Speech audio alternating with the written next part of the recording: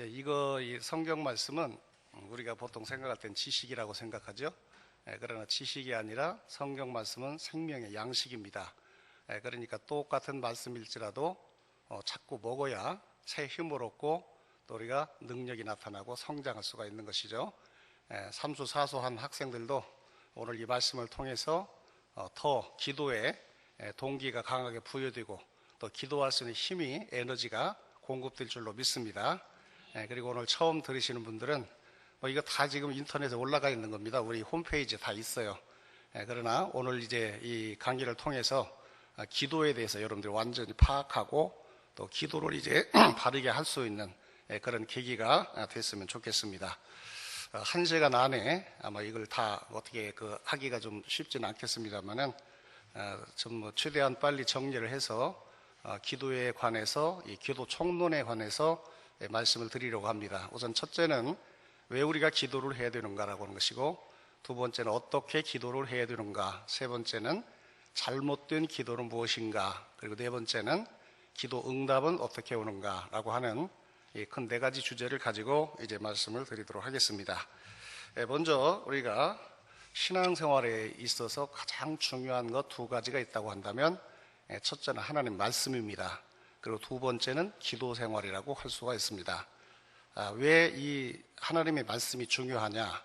이 말씀은 우리가 하나님을 믿는, 주님을 믿는 방법을 우리에게 가르쳐 주기 때문에 그렇습니다. 그래서 디모데후서에 보면은 성경은 구원을 얻게 하는 지혜가 있느니라, 이런 말씀이 있죠.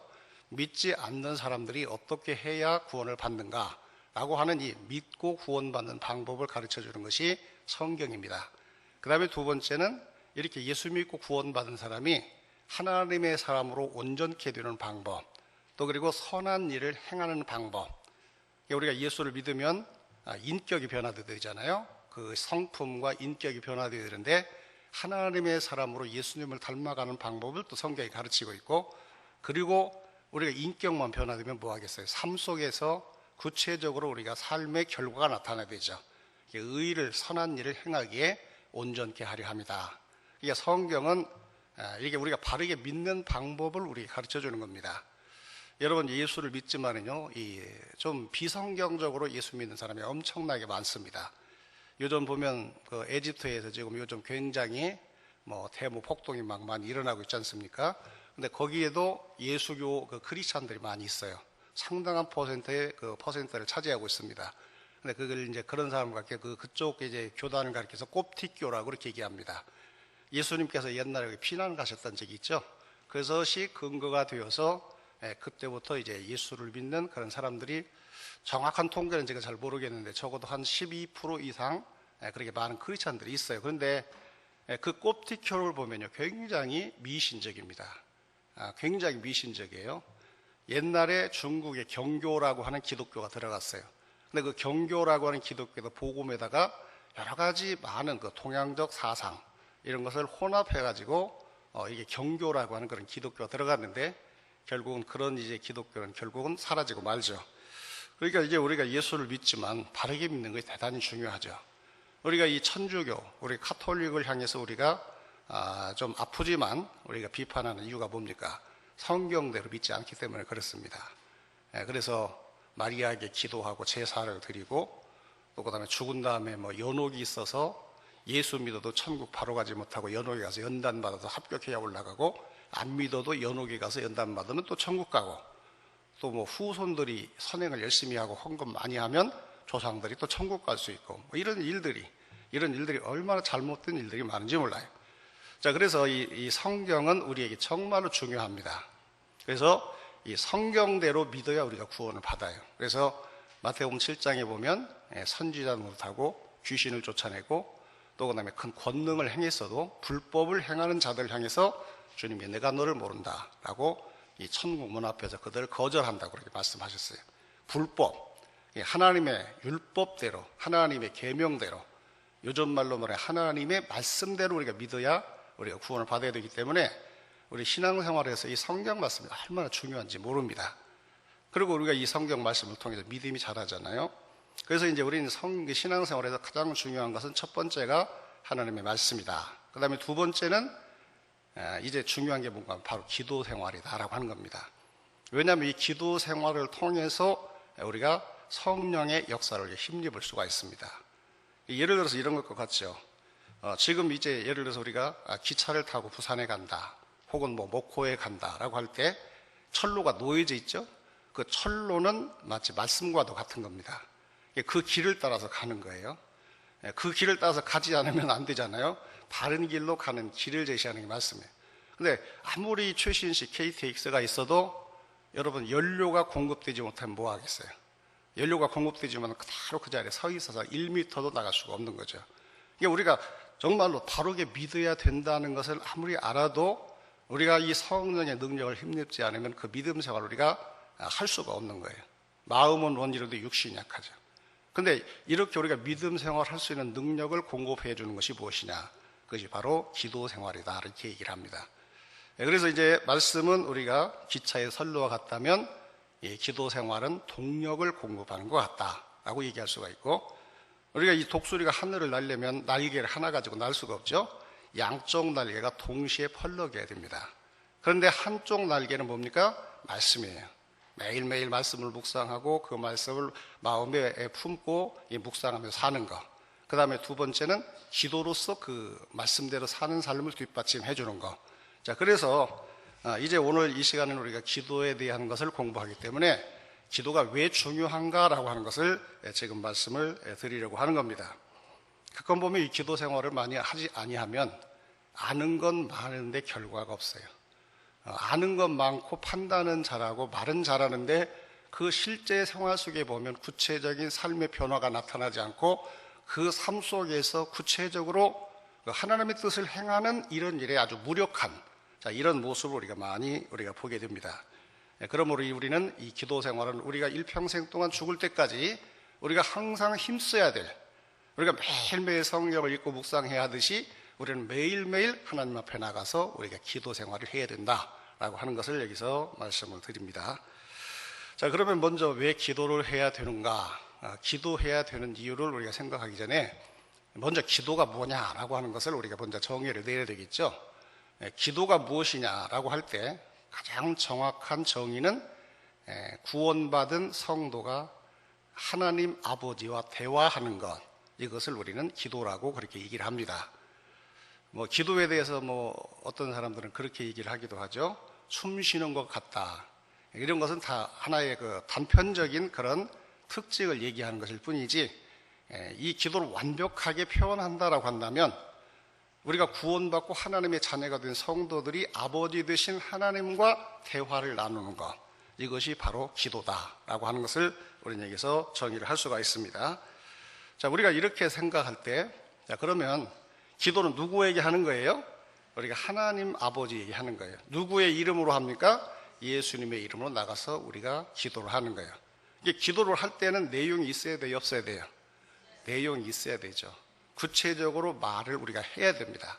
물론 그것은 우리가 입술로 들리는 음성으로도 할 수가 있겠고, 또 마음으로도 또 우리가 기도할 수도 있고, 또 때로는 영어로도 기도하는 그런 경우도 있죠.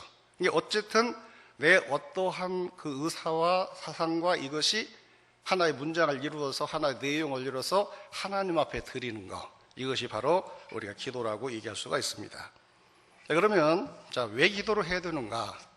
크게 이제 몇 가지 우리가 나눠서 생각할 수가 있는데요. 우선 첫째는 기도는 하나님 아버지와 자녀된 우리와의 관계를 가깝게 하기 위해서, 친밀하게 하기 위해서 우리가 기도 생활에 우리가 꼭 힘써야 된다라고 하는 바로 이러한 목적이 우리에게 있습니다. 요한복음 1장 12절에 보면 영접하는 자 곧 그 이름을 믿는 자들에게는 하나님의 자녀가 되는 권세를 주셨으니 라고 말씀하고 있죠. 또 로마서 8장에도 보면 14절 이하 15절에 보면 무릇 하나님의 영으로 인도함을 받는 사람은 곧 하나님의 아들이라. 너희는 다시 무소한 종의 영을 받지 않았고 양자의 영을 받았으므로 아빠 아버지라 부르짖느니라. 옛날에는 뭐라고 그랬죠? 아바 아버지라. 근데 이 아바라고 하는 말이나 아버지란 말이나 거의 똑같은 말이에요. 아바는 아람어고 아버지란 말은 헬라어입니다. 똑같은 말인데, 근데 이제 이게 중복이 되니까 전에는 아바 아버지라고 했다가 이 똑같은 말 아버지 아버지 하면 좀 이상하니까 이번 새 번역에서는 아빠 아버지라고 했는데 이걸 처음 사용하니까 좀 이상하죠. 나이 다 먹어가지고 할아버지가 돼가지고 아빠 아버지 하기도 좀 그렇고 그냥 아빠 아버지가 아바 아버지 그냥 불러도 괜찮을 것 같아요. 아바를 좀 세게 하면 아빠가 되니까. 자, 그런데 자, 우리가 예수를 믿으면 우리에게 신분의 변화가 나타나죠. 옛날에 우리 신분은 뭐였습니까? 하나님의 피조물에 불과했었어요. 우리가 처음부터 하나님의 자녀가 아닙니다. 처음에는 하나님의 만드신 피조물이었고 그 피조물 중에 가장 이제 그 존귀한 존재로 하나님이 만드신 좀 탁월한 존재였지 피조물 이상의 존재가 아니었어요. 자, 그런데 그 다음에 범죄해서 이제는 피조물에서 주인이 되었지 않습니까?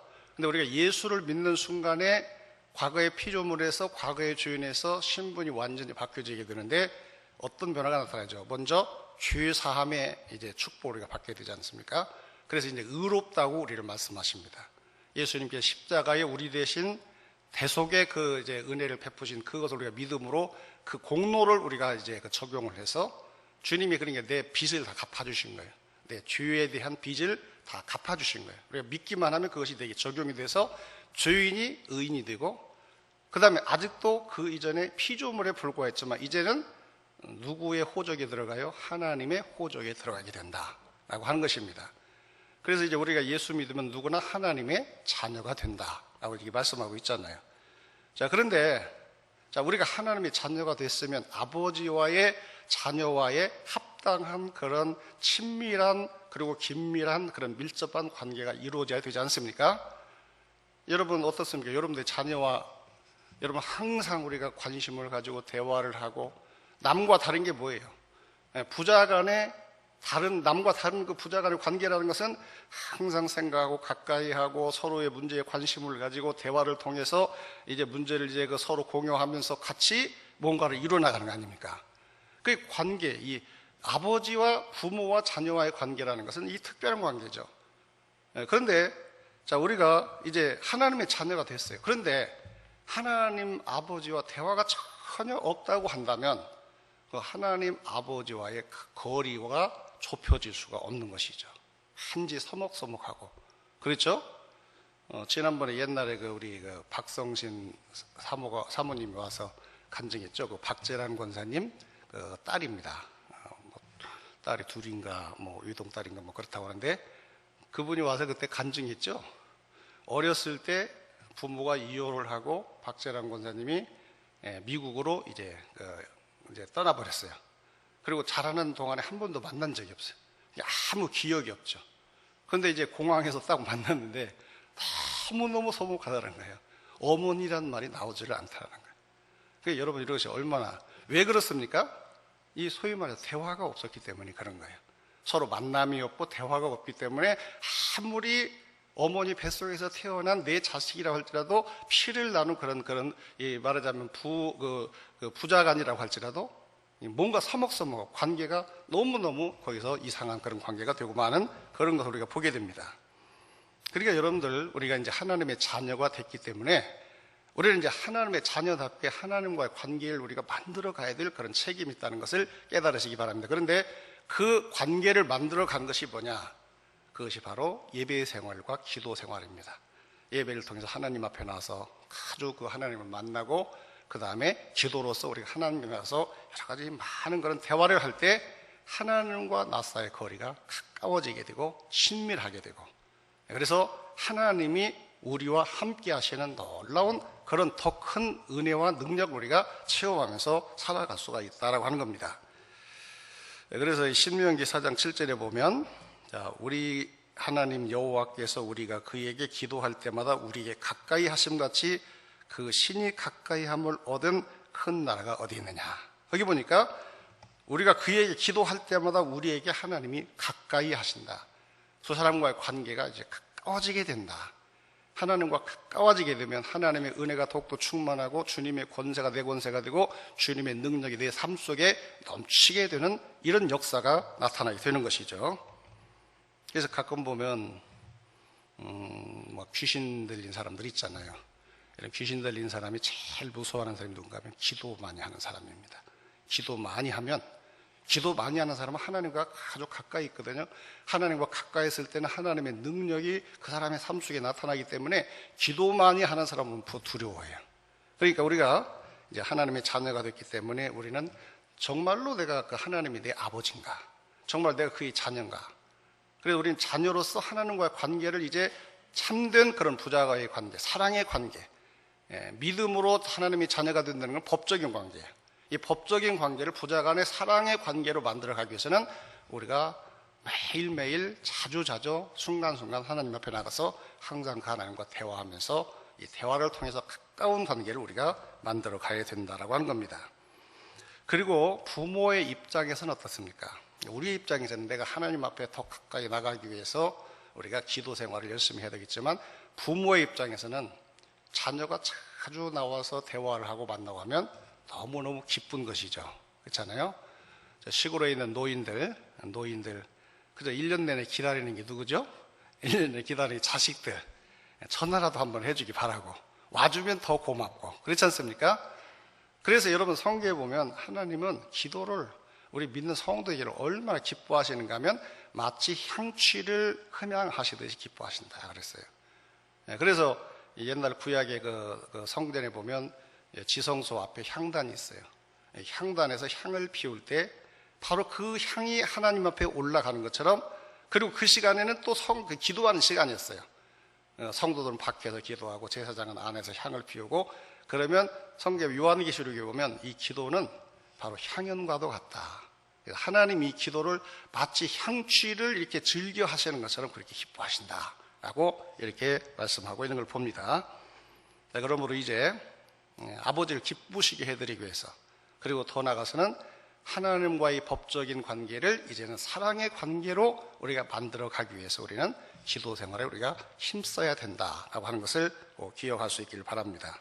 이게 어떤 면에서 보면요, 기도는 하나의 삶의 제사라고 할 수도 있어요. 기도하는 그 순간을 하나님이 너무 기뻐하시고 받으시기 때문에 우리가 뭐 어떤 문제를 가지고 나와서 기도하든지 간에 우리가 주님 앞에 나오면 우리 하나님은 막 반가워하시는 거예요. 기뻐하시는 거예요. 그리고 우리 기도하는 그 모든 것을 하나님께서 마치 향연을 흠양하시듯이 그렇게 하나님께서 기뻐하신다는 것을 꼭 기억하시길 바랍니다.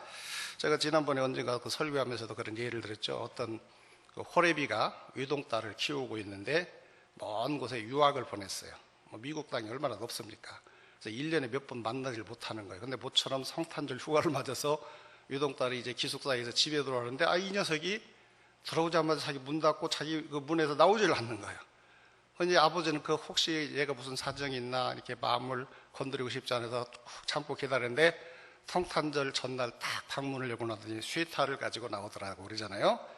그래서 내가 아빠를 위해서 내가 지금까지 내가 열심히 내가 이게 뭐라고 하죠? 해서 스웨터를 만들었어요. 그랬더니 아빠가 그랬다고 그러잖아. 이놈아, 이런 스웨터는 시장에 가면 얼마든지 살 수 있지 않냐. 내가 너에게 원하는 것은 네가 만들어준 스웨터가 아니라 너와 함께 만나서 사랑을 나누고 대화를 하는 것이었는데 왜 아비의 마음을 모르느냐라고 했다는 그런 얘기가 있습니다. 자, 여러분들이 하나님 앞에 나가 이렇게 기도하는 그 시간을 우리 하나님이 너무너무 기뻐하신다는 것을 꼭 잊지 마시고 이제 기도 생활을 더 힘쓰시길 바랍니다. 그 다음에 두 번째는 우리의 필요를 얻기 위해서 우리가 기도해야 된다라고 하는 것이죠. 자, 우리가 살아갈 때 필요한 게 너무너무 많죠. 우리가 건강도 필요하고 지혜도 필요하고 물질도 필요하고 또 좋은 만남도 필요하고 여러분들이 처녀 총각 같으면 지금부터 배우자를 위해서 기도하라고 하겠는데 이제 뭐 틀렸죠? 이제 다 틀렸어요. 근데 얘기를 들어보니까 저도 솔직히 그 배우자를 위해서 기도를 많이도 못했고 그렇게 별로 하지 못한 것 같아요. 그런데 지금 내가 얘기하라고 한다면 우리 그 미혼인 처녀들에게 얘기하라고 한다면 배우자를 위해서 기도를 많이 하라고 얘기하고 싶어요. 근데 왜냐하면 그렇게 기도를 많이 한 사람들은 반드시 정말 좋은 그런 배표를 만나더라고요. 근데 우리 청년 때는 그걸 모르지요. 그렇잖아요. 우선 눈에 보이는 대로 판단하고 이제 자기 기준을 가지고 판단하니까 그 기도를 안 해요. 자, 그런데 어쨌든 우리가 기도를 통해서 좋은 만남이 이루어지지 않습니까? 우리 배우자를 만나는 것도 그렇고, 또 그 다음에 뭐 이웃을 만나는 것도 그렇고, 또 여러 가지 교회 생활도 마찬가지입니다. 그래서 우리는 어쨌든 우리가 모든 필요가 있을 때 모든 필요를 우리가 하나님께 구하면, 우리가 구하는 것 이상으로 하나님께서는 정말로 풍성하고 넘치는 그런 은혜를 우리에게 주신다라고 하는 것이죠. 그래서 주기도문에도 보면, 자, 거기 먼저 보면 하나님 나라를 위해서 기도하라고 했고, 두 번째는 우리를 위해서 기도하라. 일용할 양식, 또 그 다음에 죄 사함을 위해서 기도하고 시험에 들지 않게 기도하라라고 이렇게 말씀하고 있는 걸 봅니다. 그래서 이제 마태복음 7장에도 뭐 그런 말씀이 계속 나오죠. 구하라 주실 것이요, 찾으라 만날 것이요, 두드리라 그러면 너희에게 열릴 것이니라. 야고보서 1장 5절에 보면 너희 중에 누구든지 지혜가 부족하거든 하나님께 구하라, 이렇게 분명히 말씀하고 있어요. 우리가 필요가 있으면 하나님께 나가 구해야 되는데, 우리는 하나님께 구하기 전에 먼저 사람을 쫓아다니고, 또 내가 인간적으로 뭔가를 해결하려고 하지 않습니까? 바로 거기에 이 함정이 있는 거예요. 좀 예수는요, 좀 멍청하게 믿어야 됩니다. 남들이 볼 때 고지식하다고 봐야 되고, 남들이 볼 때 상식적으로 조금 멍청하다, 너무 일방적이다라고 이렇게 생각할 정도로 좀 그렇게 믿어야 돼요. 너무 인간적인 생각, 인간적인 방법, 이런 걸 쫓아다니다 보면 많은 시간을 잃어버려요. 많은 시간을 잃어버리고 기회를 잃어버릴 때가 너무나도 많습니다. 그러니까 우리는 어쨌든 우리가 하나님 앞에 나가서 필요하면 그냥 정말 그냥 하나님 고지고대로 믿어야 돼요. 고지고대로 믿고 그대로 구하면 하나님께서 때가 되시면 반드시 응답해 주시는데, 하나님이 주시는 것은요, 우리가 구한 것 이상으로 그렇게 하나님께서 우리에게 주신다는 것을 꼭 기억할 수 있길 바랍니다. 이제 이런 얘기는 여러 가지 많은 것들이 있으니까, 여러분들 필요가 있으면 언제나 우리 하나님께 구해서 우리가 받아야 될 줄로 믿습니다. 그 다음에 이제 세 번째는 환난에서 구원받기 위해서 우리가 기도해야 된다라고 하는 것이죠. 시편 50편 15절에 보면 환난 날에 나를 부르라, 내가 너를 건지리니 내가 나를 용화롭게 하리라. 이런 말씀이 있죠. 자, 환난 날에 나를 부르면 내가 너를 건진다. 시편 121편에 보면 내가 눈을 들어 산을 보리라, 나의 도움이 어디서 올고 나의 도움이 천지를 지으신 여호와께서로다. 사방을 아무리 둘러봐도 나를 도울 자가 없어요. 앞도 막히고 뒤도 막히고 사면 팔방에 다 막혔어요. 그냥 이 자리가 무덤이 될 것 같아요. 그런데 눈을 들어 하늘을 바라보면 누가 계세요? 하나님 계신데, 그 하나님 어떤 분이죠? 천지를 지으신 하나님. 그리고 나를 한 초 한순간도 나에게서 눈을 떼지 않으시고 내가 구하기를 기다리고 계시는 그런 하나님이 우리에게 계신다. 그러니까 우리가 어려운 일 만날 때는 사람 쫓아다닐 필요가 없어요. 사람 쫓아다녀봤자 여러분 실망할 것밖에 없습니다. 하나님만이 우리를 실망시키지 않는다는 걸 믿으시기 바랍니다. 그래서 하나님 앞에 우리가 간절히 우리 기도할 때 하나님께서 우리를 정말로 하나님이 우리를 건지시고 문제를 해결하실 때는요, 생각지 않은 방법이에요. 생각지 않은 방법. 사람이 이렇게 문제가 해결될 수 있을 것이라고 가능성을 여러 가지로 이렇게 만들어 놓고 가상을 하고 그렇게 되기 위해서 기도하잖아요. 하나님이 하시면요, 엉뚱하게 되는 거예요. 전혀 내 예상과 내 예측과 거기에 들어가 있지 않는 또 다른 그런 놀라운 길들이어서 한번 하시면 너무 간단하게 그런 문제들이 해결되는 그런 경우가 참 많이 있는 것을 우리가 보게 됩니다. 그래서 이제 무디는 이제 기도를 이제 세 가지로 이렇게 구분을 해서 얘기를 했는데, 첫째는 괜히 불러보는 그런 기도가 있다. 그게 뭘까요? 앞에서 얘기한 교제의 기도입니다. 교제의 기도. 여러분들이 꼭 필요가 있어서만 나오는 거 아니고, 여러분들이 꼭 무슨 문제만 있어서 나오는 것이 아니고, 매일매일 기도하는 사람은 문제가 없어도 필요가 없어도 그래도 하나님께 기도하는 사람이죠. 이런 사람은 뭐 때문에 기도하는 거예요? 하나님과 이 교제 자체가 기쁨이에요. 그렇죠? 그 교제 자체가 기쁨이고 하나님을 사랑함으로, 사랑하면 갖고 얘기하게 되잖아요. 자, 그래서 이 교제의 기도, 아이들도 보면 부모를 그냥 괜히 불러보는 그런 경우가 있는데, 여기는 다른 것이 응답이 아니에요. 그냥 그 시간이 응답이에요. 그 시간이 응답입니다. 딱 올려. 왜 그래? 아니 그냥 괜히 불러봤어요. 그러잖아요. 그건 이제 교제의 기도다 그런 얘기예요. 자, 그런데 이제 이런 때는 응답이 필요 없다. 그 기도 시간 자체가 응답이다 라고 하는 것을 얘기하고 있고요. 그 다음에 뭘 달라고 부르는 경우가 있다, 아이가. 근데 달라고 부르는데 뭘 달라고 할 때는 응답이 어떻게 오겠어요? 아버지가 판단해서 주는 거예요. 달라고 한다고 다 주는 거 아닙니다. 내게 유익한 거, 그렇죠? 내게 유익한 것이 있고 무익한 것이 있고 언제 줄 것인가도 또 아버지가 생각을 해요. 그래서 제일 좋은 것으로 제일 적당한 때에 주시기 때문에 뭘 달라고 할 때는 이제 하나님께서 아버지께서 판단하셔서 가장 좋은 때 가장 좋은 걸 주신다 그랬어요. 그런데 이제 기도하자마자 즉각 응답되는 기도가 있다고 그랬어요. 그것이 뭔가 하면은 사람이 환난 중에서 정말로 고통과 어려움을 당할 때 죽을 환경에 빠졌을 때 살려주세요 하고 하면 그게 아이가 물에 빠져서 아빠 나 살려주세요 하고 막 물에 빠져서 막 허우적거리면서 막 손을 흔들며 그러면 뛰어들지 않을 부모가 어디 있느냐 그러니. 그러니까 우리가 죽게 됐습니다 나 살려주세요 하나님께 막 지금 간절히 부르짖어 기도하면 그 기도가 가장 빨리 응답되는 기도다. 이렇게 무디는 그렇게 설명하는 것을 우리가 보게 됩니다. 자, 그러면 우리는 환난을 당할 때 가끔 보면 참 기도할 힘이 안 난다고 그래요.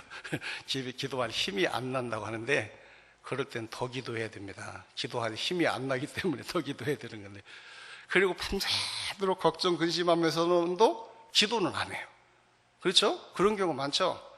밤새도록 걱정하고 두려워하고 막 근심하고 또 이 사람 저 사람 쫓아다니면서 막 그러는데 그러면서도 기도하는 경우가 많거든요. 그게 참 어리석은 행동입니다. 환난 당할 때 어려움이 있을 때는 가장 먼저 우리가 하나님 앞에나 기도해야 돼요. 여러분 한나가 정말로 누가 그 문제를 해결해 주겠어요? 그 아이를 낳지 못하는 그리고 그 후처에게 구박을 받는 그 심정 어떤 걸로도 위로를 받지 못할 때 하나님 편 와서 기도할 때 그 성전에서 기도하다가 응답받지 않습니까? 그리고 우리는 환난에서 건짐을 받기 위해서 우리는 기도해야 된다. 몇 분까지죠? 20분까지인가? 예? 예, 20분까지. 그 다음에 네 번째는 마음의 평강을 얻기 위해서 기도해야 된다. 여러분 마음이 복잡하고 두렵고 막 슬프고 그러면요 막 여러분 마음에 여러분들의 그 성령이 어떤 마음의 위로를 주십니다. 확신을 주세요. 문제는 하나도 해결되지 않았고 환경은 조금도 변화되지 않았는데 내 마음속에 편안한 마음이 찾아요. 그럴 때까지 기도해야 돼요. 그래서 빌립보서에 보면은 아무것도 염려하지 말고 다만 모든 일에 기도와 간구로 너희 구할 것을 감사함으로 하나님께 하리라. 그리하면 모든 지각에 뛰어난 하나님의 평강이 그리스도 예수 안에서 너희 마음과 생각을 지키시리라. 그랬어요. 기도하면 주님께서 우리에게 평강을 주시고 확신을 주세요. 성령께서 우리에게 확신을 주십니다. 그러니까 우리는 기도 생활을 많이 하는 사람은요, 기도 생활을 많이 하는 사람은 걱정 근심이 없는 거죠. 주님께 다 맡겨버렸으니까. 주님께 다 맡기고 주님께서 어떻게 해든 주님의 뜻대로 해결해 주실 것을 우리가 믿기 때문에 걱정이 없죠. 시편 42편에도 보면 내 영혼아 내가 어찌하여 낭만하며 어찌하여 내 속에서 불안하여 하는가. 너는 하나님을 바라라. 나는 내 얼굴을 도우시는데 하나님을 오히려 찬송하려로다. 자기를 향해서 여기서 자기를 향해서 말하고 있잖아요. 왜 그렇게 낭만하냐? 왜 그렇게 불안해하냐? 하나님을 바라봐라. 하나님 바라봐라. 내가 오히려 그 하나님을 찬송하게 될 것이다. 자, 그러므로 우리가 기도해야 되는 이유는 마음의 평강을 얻기 위해서 우리가 기도해야 된다. 그다음 마지막으로는 기도에 사명이 있다. 기도에 사명이 있다라고 하는 것을 우리는 볼 수가 있습니다. 주기도문 우리가 조금 전에 우리가 함께 우리가 교독을 했지 않습니까? 거기에 보면 예수님께서 우리 기도를 가르칠 때 맨 먼저 가르친 기도가 뭐죠?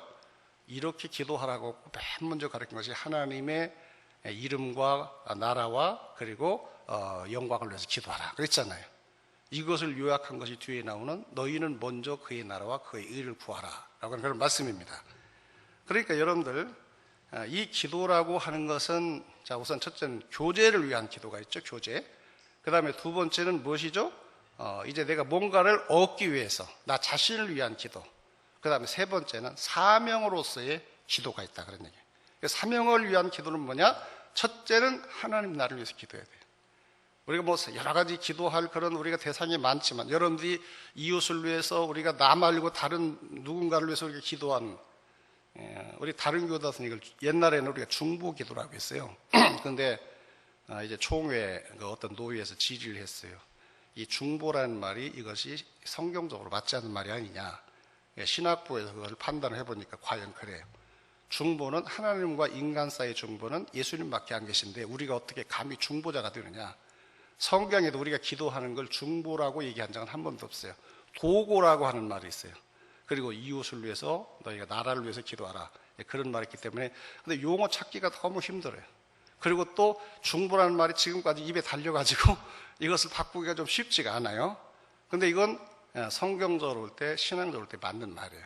그래서 우리는 이웃을 위한 기도, 이웃을 사랑하는 기도, 혹은 도고라고 하는 말이 적당한데 그것이 고어가 돼버렸어요. 요즘 안 쓰는 말이기 때문에 도고라는 말도 우리가 쓰지 못하고 있죠. 자, 그런데 어쨌든 기도는 크게 나누면 하나님과 교제를 나누기 위해서, 그 다음에 두 번째는 내 자신의 문제를 해결하기 위해서, 세 번째는 나 위에 이웃을 위해서, 나 위에 다른 것을 위해서 기도하는데, 첫째는 뭐예요? 하나님 나를 위해서 우리가 기도해야 된다라고 하는 것이죠. 그래서 여러분 주기도 보면 하나님의 이름, 나라, 뜻의 성취를 위해서 기도하라고 그랬고요. 그 다음에 에베소서나 디모데전서나 이런 데 보면 주의 종도를 위해서 기도하라고 그랬고, 여러 성도들을 위해서 기도하라고 했고, 위정자를 위해서 기도하라고 그렇게 말씀하고 있습니다. 지금 이제 여러분들이 하고 있는 이 기도가 바로 이것이 사명으로서의 기도다. 여러분, 우리가 기도하면 하나님이 일하기 시작합니다. 다니엘서에 보면 그런 말씀이 있어요. 내가 기도할 때 하나님께서 나를 보냈다. 미가엘 그 천사가 와가지고, 가브리엘인가 미가엘인가 와가지고 그런 말을 다니엘이 알려주잖아요. 내가 기도를 시작할 즈음에 하나님이 나를 보내셨다. 그러니까 여러분들이 기도할 때 하나님이 움직이는 거예요. 여러분들이 기도할 때 하나님 막 역사하시고 일하시는 거예요. 그리고 하나님은 항상 기도를 통해서 일하시지 기도 없는 곳에는 절대로 일하지 않으세요. 그래서 내가 대표적인 예를 항상 들잖아요. 출애굽기를 하나님께서 아브라함에게 미리 미리 이스라엘 백성들이 애굽에서 이방 땅에서 400년 동안 나그네 될 것이다라는 말이 있었는데, 그것이 애굽에 가서 400년 동안 있을 것이라고 얘기인데, 나중에 계산해 보면 430년 만에 나오거든요. 그럼 430년 만에 나온 이유가 뭐냐? 이 사람들이 이런 약속을 받고도 그것이 전달이 되지 않았는지, 아니면 이 사람들이 믿음이 없었는지 그 약속을 붙잡고 기도를 하지 않은 거예요. 기도할 때까지 하나님 기다리신 거예요. 그게 한 30년 된 거예요. 나중에는 이 사람들이 이스라엘 그 애굽 병사들의 그 핍박이 견디다 못해가지고 죽겠습니다, 살려주세요라고 부르죠. 기도하잖아요. 그러니까 하나님께서 모세를 불러서 10가지 기적을 통해서 그들을 애굽에서 이끌어내시잖아요. 그러니까 하나님이 교육을 다 하셨고 예정을 다 하셨다고 할지라도 우리가 그 약속을 붙잡고 기도하지 아니하면 하나님은 일하지 않는다. 그러니까 기도는요, 하나님을 움직이는 거예요. 기도는 하나님으로 하여금 일하게 하는 그런 너무도 강력한 그런 수단과 방법이 되는 겁니다. 이게 우리가 기도하는 게 얼마나 중요합니까? 우리가 기도하는 만큼 교회가 부흥하고, 기도하는 만큼 나라가 잘 되고, 우리가 기도하는 만큼 정말로 이 땅에 하나님 나라가 건설될 수가 있다는 얘기죠. 그러니까 기도 중에 가장 위대한 기도는 뭐냐? 가장 격이 높은 기도가 뭐냐? 그건 바로 사명을 위해서 하는 기도라고 볼 수가 있습니다. 여러분들이 하고 있는 그 기도야말로 기도 중에 가장 차원 높은, 예를 들어서 기도가 성전 뜰 앞에 오는 기도가 있고, 성전 안에 들어오는 기도가 있고, 지성소에 들어오는 기도가 있다고 한다면, 이웃을 위해서 하나님 나를 위해서 하는 기도는 바로 이 지성소에 들어서 하는 기도와 같다고 그렇게 얘기할 수가 있을 것입니다. 그럼 여러분, 기도 가운데 가장 좀 단계가 낮은 그런 기도는 뭘까요? 기도를 한번 등급을 분류한다면 1등급, 2등급, 3등급. 3등급 기도는 뭘까요? 예? 내 필요를 위해서 문제가 있을 때만 기도하는 거예요. 문제가 있을 때만. 그거보다 한 단계 높은 기도는 뭐예요? 문제가 없어도 하나님을 좋아해서, 사랑해서 하나님 앞에 나가서 대화하고 싶어서 나오는 기도. 그런데 세 번째, 가장 고상한, 가장 훌륭한 그런 그 기도는 바로 사명을 위한 그런 기도다. 솔직히 그렇잖아요. 내 기도도 힘들어 죽겠는데 남을 위해서 기도한다는 거 쉬운 얘기가 아니잖아요. 그렇죠? 그리고 이 기도를 통해서 하나님이 일하시기 때문에 이 사명을 위한 기도는 너무너무 이건 정말로 아름다운 것이고 하나님께서 기뻐하시는 그런 기도다라고 이렇게 말씀을 드릴 수가 있습니다. 자, 그럼 이제 어떻게 기도를 해야 되느냐? 첫째는 믿음을 가지고 우리가 기도해야 되죠. 자, 하나님은 살아계시고 하나님은 약속을 반드시 이루어 주시고 그리고 내 기도를 응답해 주신다. 세 가지 믿음이 있어야 돼. 첫째는 하나님은 살아계신다는 믿음 거죠. 그 다음에 두 번째는 하나님의 능력, 주께서 하시고자 하면 무엇이든지 할 수가 있습니다. 내 눈으로 바라볼 때 이 상황을 도저히 바꿀 수 없지만 하나님께서 하고자 하면 얼마든지 하나님은 바꿀 수가 있습니다. 이런 믿음이 있어야 돼요. 마라의 쓴물 앞에 가서 모든 사람이 죽겠습니다. 이제 죽었습니다. 하나님을 원망하고 저주하지만 무엇에는 이런 믿음이 있잖아요. 하나님, 이 백성을 여기서 건져주세요. 그랬더니 하나님이 쓴물을 어떻게 만들어요? 단물로 변화시키는 거예요. 간단합니다. 간단해. 그러니까 자, 우리가 하나님의 능력, 첫째는 하나님 살아계심, 하나님의 능력, 하나님의 약속의 신실함, 그리고 하나님의 사랑. 우리가 예수 이름으로 기도하면 나는 공로 없지만 하나님은 내게로 들으신다는 이런 믿음을 가지고 우리가 기도해야 되겠습니다. 그래서 제가 믿음에 대해서 얘기할 때 그런 예를 가끔 들잖아요. 백부장의 믿음. 백부장의 믿음은 어떤 믿음이었어요? 예수님께서 말씀만 하시면 그 자리에 가지 않아도 내 하인의 병이 고침을 받겠습니다. 그런 믿음이지 않습니까? 그 다음에 두 번째, 간절히 기도해야 된다. 간절하게. 그래서 이제 어떤 사람은 그런 얘기 있죠. 그림에 있는 불은 불이 아니고 죽은 시체가 사람이 아니듯이 간절하지 않은 기도는 기도가 아니다. 자, 이렇게 얘기했어요. 간절하지 않은 기도는 아니다. 좀 심한 얘기가 될 수도 있겠죠. 그런데 이 말을 조금 더 우리가 알아듣기 쉽게 우리가 한번 예화를 들어서 적용한다면 활을 쏘는 거나 총을 쏘는 것에 비유한다면 우리가 볼 수가 있어요. 총을 한번 예를 든다면 우리가 예를 들어서 표적을 맞추려면 표적은 우리가 기도 응답이겠죠. 자, 내가 이제 총을 어깨에 견착을 시켜서 거기다 겨누잖아요. 이 총은 기도라고 볼 수가 있어요. 그런데 총 속에 있는 내용은 총알이라고 볼 수가 있어요. 그래서 기도할 때 내용이 없으면 안 되겠죠. 주여, 주여, 주여만 하고 돌아가면 안 되겠죠. 내용을 담아야 돼요. 어떻게 해달라고. 내용은 총알이에요.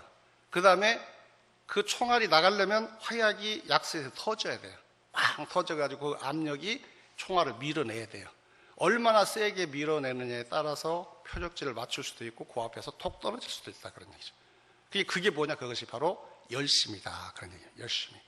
간절하게 우리가 기도하는 것. 그것 자체가. 그래서 여러분 성경에 보면요.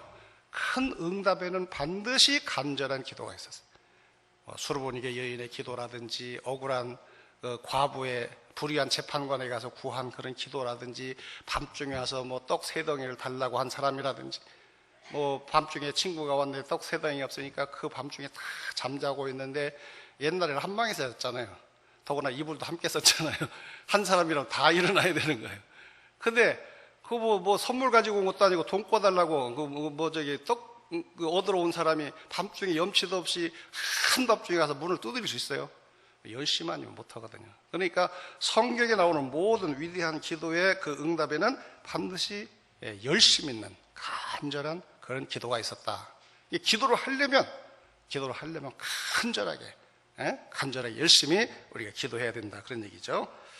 이 간절한 기도는 이제 몇 가지 우리가 형태가 있는데 부르짖는 기도가 있죠. 부르짖는 기도. 그 다음에 금식하면서 하는 기도도 있죠. 또 그 다음에 옛날에는 이런 게 많았죠. 철야하면서 하는 기도. 이런 것도 간절한 기도 형태죠.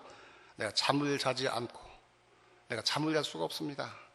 그래서 하나님께 매달려 기도하는 그런 기도도 있고 그 다음에 작정 기도도 있죠. 그 다음에 통곡의 기도, 울며 눈물로 하나님께 기도하는 이런 기도가 있습니다. 자, 이렇게 간절히 기도해야 기도할 때 그 기도가 하나님 앞에 이제 정말 능력 있게 상달이 되고 응답이 된다. 그런 얘기죠. 세 번째는 집중적으로 우리가 기도해야 된다라고 하는 것입니다. 집중적으로. 그러니까 이 말은 무슨 말인가 하면 주님만 바라보는 그런 기도예요. 주님만 바라보는 기도. 이게 보험 들듯이 하면 안 된다. 보험 들듯이. 되면 좋고 안 돼도 할 수 없고 이건 안 되는 거예요. 이건 안 되고 주님께서 응답해 주지 않으면 나는 그냥 여기서 나는 망할 수밖에 없습니다. 주님께서 응답해 주지 않으면 나는 죽을 수밖에 없습니다. 주님 외에는 나는 방법이 없습니다. 라고 하는 이런 이제 믿음을 가지고 주님만 뚫어지게 바라봐야 돼요. 그 유명한 예와 루터의 개처럼, 루터의 개가 요즘 보면 무슨 동물농장 같은 거 있죠. 그거 보면 참 재밌더라고요, 보면. 근데 어떤 개도 그러더라고요, 보니까. 자기 주인이 뭘 먹으면 막 그것만 정신없이 쳐다보는 거예요. 끝까지 쳐다보는 거예요. 그러면 주인이 먹을 거 주는 거예요. 생각 전혀 없다가도. 그러니까 우리는 주님을 집중적으로 주님만 봐. 여호사밧이 그랬잖아요. 모압과 암몬 군대가 지금 침략해 오는데 내가 어떻게 대적할 힘도 없고 어떨 방법도 없고 마치 여인이 해산하고 임산했는데 낳을 힘이 없는 것과 마찬가지. 오직 주만 바라보나이다. 그랬더니 뭐라 그래요? 그 다음에 주님께서 응답하셔서 하나님이 친히 나가셔서 이 사람도 그냥 걸어가기만 하면 돼요. 앞에 나가기만 하면 돼요. 하나님이 그냥 친히 나가셔서 자중질환이 일어나게 해요. 저희들끼리 싸우다 죽게 만들고 그렇지 않습니까? 그러므로 하나님을 우리가 집중적으로 바라봐야 된다. 그 다음에 네 번째는 구체적으로 우리가 기도를 해야 된다라고 하는 것이죠. 여러분들 우리가 기도할 때 좀 막연한 기도는 좀 그래요. 막연한 기도는 좀 구체적으로 우리가 기도해야 하나님께서 구체적으로 응답을 해 주십니다. 그래서 우리 맨날 제가 소개해드릴 말씀 있죠. 그 옛날에 김중훈 목사님 살아계실 때 그분이 쓴 책에 보면 그렇게 다 나와요. 그분 참 금식 기도를 참 많이 했던 분인데 그래서 기적이 굉장히 많이 나타납니다. 지금 부암동에 보면 CCC 수련장 있어요. 이런 것도 그 당시 박정희 대통령 때 거기가 방어선이에요. 절대로 거기다 건물을 질 수 없는 거예요. 그래서 막 금식시키고 막 이렇게 하고 나가면 전부 안 되는 거예요. 안 되는 건데 그 순간에 하나님께서 그냥 사람들의 마음을 움직여가지고 그렇게 하는 그런 경우가 있죠. 그런데 이제 예를 들어서 그런 경우가 있었다고 그랬잖아요. 자, 정동에 CCC 회관을 건설했는데 내장할 돈이 없어가지고 이제 간사들하고 함께 3일 동안인가 금식하면서 이제 달라고 기도했다고 그러잖아요. 그런데 기도할 때 처음에 여러분 잘 기억나죠? 얼마 해달라고 그랬어요? 반만. 다 해달라고 하니까 하나님 미안하니까 반만이라도 해주세요. 그랬더니 어떤 사람이 찾아와서 CCC 회관에서 내장을 할 돈이 없다는 소식을 듣는데 내가 돈이 없어가지고 다는 못 해주고 내가 반만 하겠습니다. 그 순간 딱 필이 온 거예요. 우리가 기도 잘못했구나. 그러니까 구체적으로 반만 해달라니까 구체적으로 반만 해준 거예요. 그 다음에 우리 다시 고쳐서 우리가 기도하자. 그러고 나서 또 이제 매일 한 사람이 40일 안 했겠습니다. 40일 동안 또 기도했답니다. 그랬더니 그 사람이 또 오더니 가만히 생각해 보니까 내가 반만 할 바에야 내가 다 하겠습니다. 그러더라는 거예요. 그도 김진호 목사님 얘기도 있잖아요. 옛날에 지금은 이제 여기 와서 하지만 옛날에 화성에 소위 활빈 무슨 농장 했잖아요. 그거 하기 전에 그런 비전을 가지고 기도했는데 경기도 화성 쪽에 가면 봉화산이 있어요. 거기도 봉화산. 이 봉화산이 참 많아요. 가만히 보면 봉화산 곁에 땅이 좋은 거 있어가지고 기도하고 거기 가서 이제 접촉을 한 거예요. 근데 이 땅 주인이 돈이 너무 많아가지고 안 팔아요. 그러나 이제 계속 기도하다가 이제 안 돼가지고 이제 포기하고 말았는데 몇 년 후에 그 주인이 찾아와가지고 땅을 내가 팔아야 될 일이 생겼는데 보니까 전부 서울에서 복부인만 오더라는 거예요. 그래서 그런데 내가 땅 팔고 싶지 않고 목사님이 좋은 일 한다고 하니까 내가 이 땅을 팔 의향이 있으니까 정말 좋은 목적으로 해서 써주세요 라고 하더라는 거예요. 그런데 돈이 없는 거예요. 돈이 없어가지고 그래가지고 재직회를 열어가지고 하니까 목사님 돈이 어디 있습니까? 근데 어쨌든 하자 그래가지고 계약금만 걸었대요. 계약금만 걸고 이제 잔금을 치러야 되잖아요. 중도금도 안 주고 잔금을 치러야 되는데 그 직전까지도 어디서 돈 마련할 길이 없는 거예요. 그러나 낙심하지 않고 끝까지 기도했더니 어떤 사람이 전화를 해가지고 찾아왔는데 나 미국 사는 교포인데 내가 미국에서 목사님 그 책 있어요. 새벽을 깨우린다. 그걸 보고 제가 은혜를 많이 받았는데 내가 조국에 우리 부모님 부동산이 있는데 돌아가시고 내가 유산으로 받았어요. 유산으로 받았는데 내가 11조를 어디다 드릴까 생각하다가 목사님 생각이 나더라는 거예요. 그래서 딱 받았는데 아주 딱 잔금이 되더라는 겁니다. 이런 신비한 일들이 참 기도하는 사람에게 많이 일어나죠. 그러니까 여러분들 기왕이면 구체적으로 기도하세요. 구체적으로 기도하면 하나님께 우리가 구한 것 이상으로 항상 하나님은 갚아주신다라고 하는 것을 기억하시기 바랍니다. 그 다음에 5번째는 주의를 회개하고 우리가 기도해야 된다. 자, 이사야 59장에 보면 여호와의 손이 짧아 구원치 못하심도 아니고 귀가 둔해서 듣지 못하심도 아니고 너희 죄악이 하나님과 나사에 가로막혀서 너희 기도하는 내용이 내게 올라오지 않는다. 그러니까 우리가 여러분 뭐 완벽하게 사는 사람이 응답받는다는 얘기는 아니에요.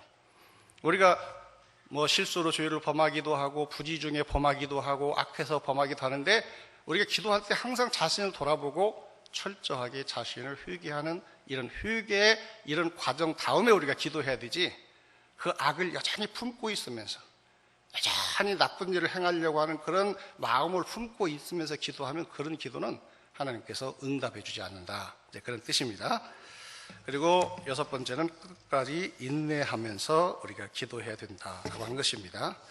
인내는 3가지가 있어요. 시간에 대한 인내, 시험에 대한 인내, 그리고 영적으로 무기력했을 때 그것을 극복하면서 우리가 기도하는 이런 인내가 있습니다. 자, 시간에 인내에 걸리는 사람 참 많죠. 기도하다 하다가 아유, 내 기도는 하나님이 응답해 주지 않는구나 생각하고 기도로 포기하는 경우가 많아요. 그런데 여러분, 기도는 언제까지 해야 되는 줄 아세요? 응답될 때까지 하는 거예요. 기도는 응답될 때까지 하는 겁니다. 그러니까 기도는 하여튼 결말을 보는 거예요. 결말을 보는 거예요.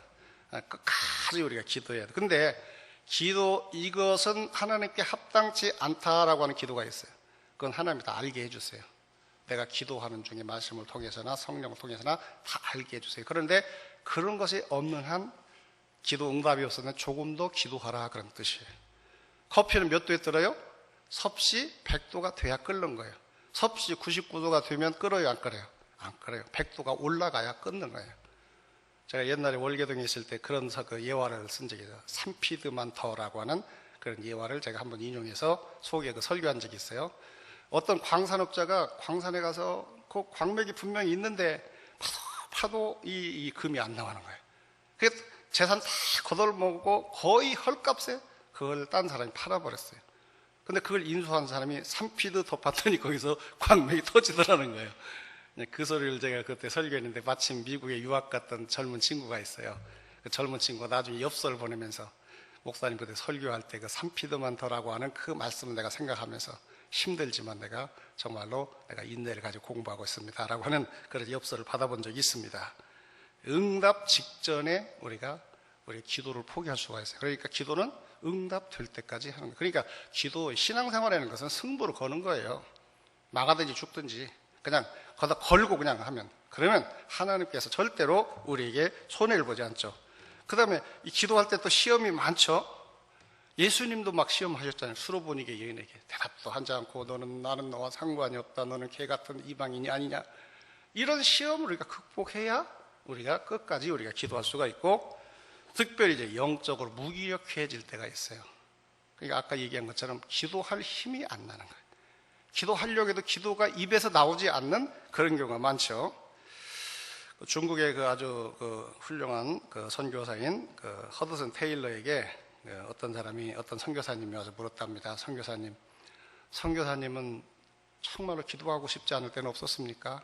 그럴 때는 어떻게 하셨습니까? 그랬더니 나도 사람인데 내가 어떤 때는 충만해서 기도하지만 어떤 때는 정말로 기도하기 싫고 기도가 안 나올 때도 있는데, 근데 그냥 무조건 기도했습니다. 근데 이상한 것은 내가 충만해서 기도할 때 응답받는 그것보다도 정말로 내가 기도할 수 없는 그런 상황 속에서 의무적으로 내가 기도했는데 뜻밖의 거기에서 기도 응답이 역사가 놀랍게 나타나는 것을 보았습니다 라고 하는 그런 대답을 했다, 그런 얘기가 있습니다.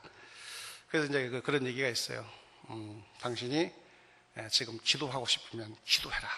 그 기도하고 싶은 기회를 놓치는 것은 이것은 어리석은 짓이다.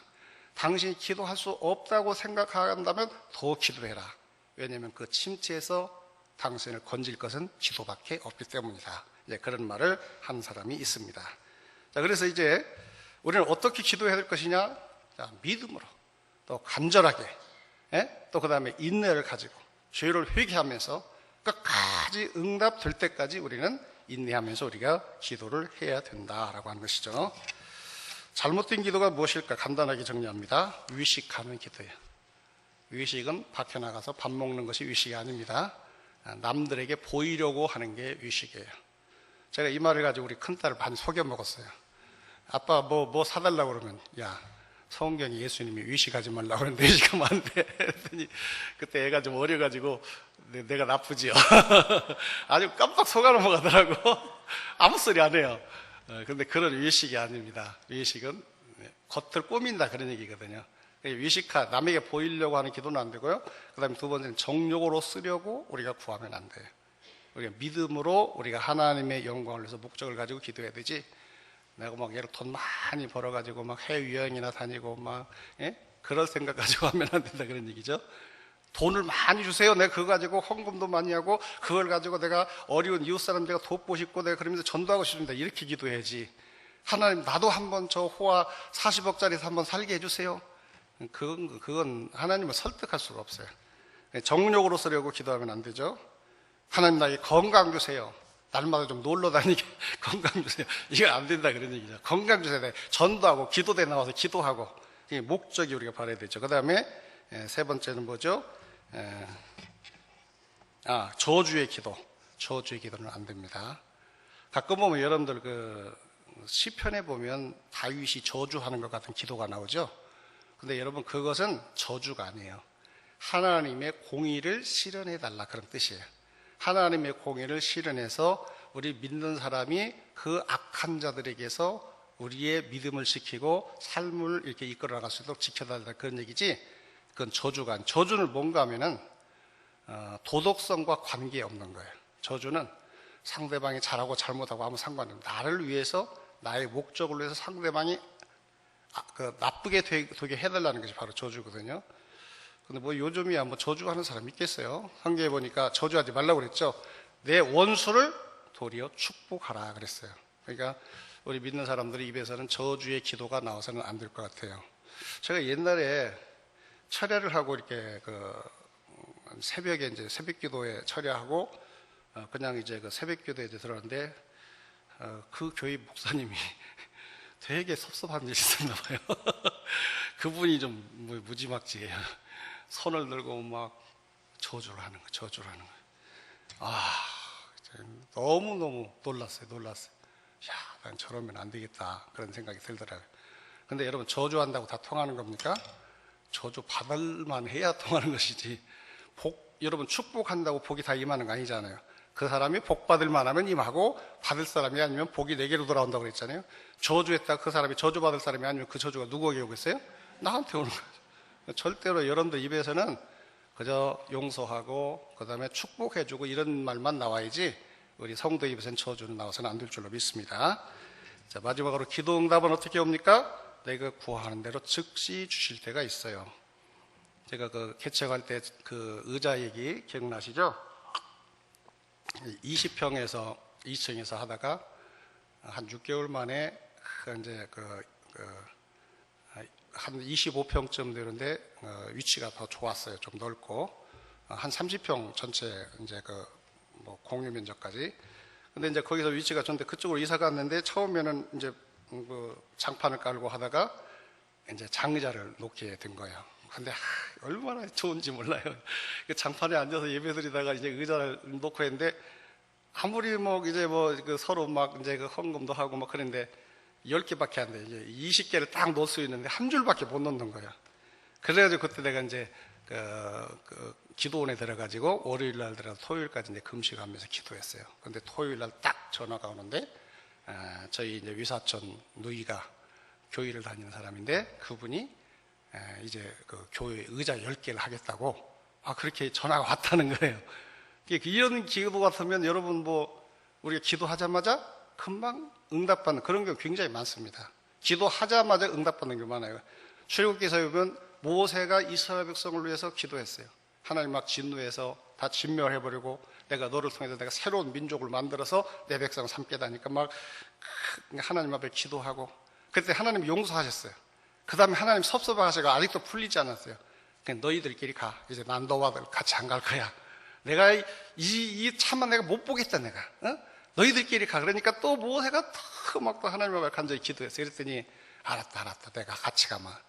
기도하자마자 즉시 응답받는 그런 기도가 있습니다. 그 다음에 두 번째는 뭔가 하면은 하나님께서 기뻐하실 때 주시는 그런 응답이 있죠. 예를 들면 요한복음에 보면 마리아와 마르다의 그 가정에 나사로가 병들어 죽게 됐잖아요. 근데 예수님께서 요단강 건너 그 베다니인가 그쪽에 또 그 이름이 또 다른 곳이 있어요. 그 요단강 건너 하룻길 가는 데에 계세요. 그래서 사람을 보내서 하룻길 갔는데 그 얘기를 듣고 예수님이 참 이상하세요. 그렇게 사랑하고 지금 병들이 죽어간다고 하는데 예수님이 딴 일만 하시는 거예요. 그저 나쁜 말로 말하면 미기적 하면서 딴 일만 막 하고 딴청을 부리고 계시다가 하루를 거기서 소비를 하고 마는 거예요. 그리고 오시는 거예요. 이게 며칠 만에 왔어요. 가고 하루 낭비하고 오고는 3일 만에 왔어요. 그럼 어떻게 되죠? 죽은 지 나흘 됐다고 그랬는데 어쨌든 그렇게 해서 나흘을 소비하고 말았어요. 그때는 이미 죽은 지 그러니까 아마 나사로가 가면서 죽은 것 같아요. 근데 예수님은 그 소식을 듣고도 급한 마음이 없이 그럼 거기서 이틀 지낸 셈이 되겠네요. 가면서 하루 오면서 하루니까 이틀을 지난 다음에 오셨단 말이에요. 근데 이해가 안 되는 거 아닙니까? 뭐 듣자마자 막 즉시 달려와서 죽었다면 그래도 이해가 되는데 그 소리 듣고 딴짓만 하시다가 오시는 거예요. 근데 그런 경우가 있다 그런 얘기야. 근데 분명한 것은 늦게 오셨다고 나사로가 죽었어요? 죽었다 살아났잖아요. 그렇죠? 예? 죽었다 살아났잖아요. 어차피 뭐 병든 사람 살리나 죽었다 살아나 더 은혜 받는 건 뭐죠? 죽었다가 살아난 사람은 더 은혜 받죠. 그래도 금방 죽었다 살아나는 것보다도 장사 지내고 저 무덤에서 썩어서 냄새 나는데 살려주면 더 은혜가 되고 나사로 까닭에 많은 사람이 예수를 믿더라. 그런 얘기가 나오잖아요. 그러니까 하나님이 늦게 응답하시는 것도 다 뜻이 있다는 걸 우리가 알아야 돼요. 그래서 하나님이 늦게 응답하시는 응답도 있다. 그 다음에 마지막은 하나님께서 내가 원하지 않지만 하나님이 우리에게 보실 때 가장 좋은 것, 다른 것으로 응답하실 때가 있다. 그래서 이제 원하는 것과 필요한 것은 다르다 그런 말이 있어요. 원트와 니드는 다르다 그런 얘기죠. 야, 내가 막 마약 환자는 마약을 원하죠. 그거 필요한 거예요, 안 한 거예요? 예? 그거 주면 안 돼요. 마약 환자가 마약 달라고 주면 안 되죠. 막 담배 피우는 사람, 술 먹는 사람이 막 술 좀 줘. 그건 안 되잖아요. 그러니까 내가 원한다고 다 좋은 건 아니다. 하나님 보실 때 가장 좋은 것을 주시는 다른 응답. 어떤 때는 안 주는 게 응답일 수도 있어요. 그러니까 그런 응답이 있다. 자, 그래서 가장 그 대표적인 예가 바울이 가지고 있는 가시 같은 질병. 그걸 3번 하나님께 간구했지만 주님이 뭐라고 말씀하셨어요? 내 은혜가 내게 족하다. 너는 병이 있어야 될 사람이야. 병이 없으면 바울이 분명히 그렇게 됐을 것 같아요. 병이 없어졌으면 나중에 소위 말해서 자기를 소위 말해서 자기 교만해지고 자기가 모든 걸 다 하는 것처럼 착각속에 빠지다가 오히려 하나님께 징벌을 받을 수도 있어요.